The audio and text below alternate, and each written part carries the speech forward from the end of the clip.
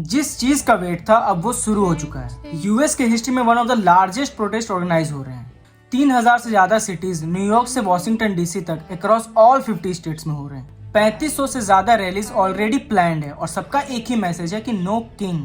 मतलब लोग कह रहे हैं कि ट्रम्प एक किंग की तरह रूल करने की कोशिश कर रहा है और कांग्रेस की पावर को ओवरराइड करना चाह रहा है। पहले भी प्रोटेस्ट होते थे लेकिन फेल हो जाते थे क्योंकि यूएस के लोग डिवाइडेड थे, कुछ इमिग्रेंट्स के सपोर्ट में और कुछ उसके अगेंस्ट में। बट अब सीन पूरा का पूरा चेंज हो गया है।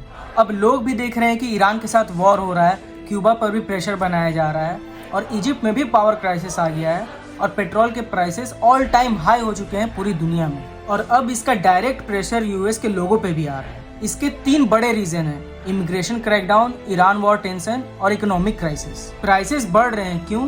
टैरिफ की वजह से, क्योंकि यूएस के पास मैन्युफैक्चरिंग तो है नहीं, इसलिए वो इंपोर्ट करते हैं सबसे पहले। और अब टैरिफ्स लगा दिए तो सारे सामान महंगे हो गए और बर्डन आम आदमी पे। और मेन रीजन ये भी है कि गवर्नमेंट एम्प्लॉयज को सैलरी नहीं मिल रही, हेल्थ केयर फंडिंग को कट कर दिया गया है, रिसर्च फंडिंग केयर को भी 20% कट कर दिया गया और डिफेंस बजट 1 ट्रिलियन से सीधा $1.5 ट्रिलियन कर दिया गया।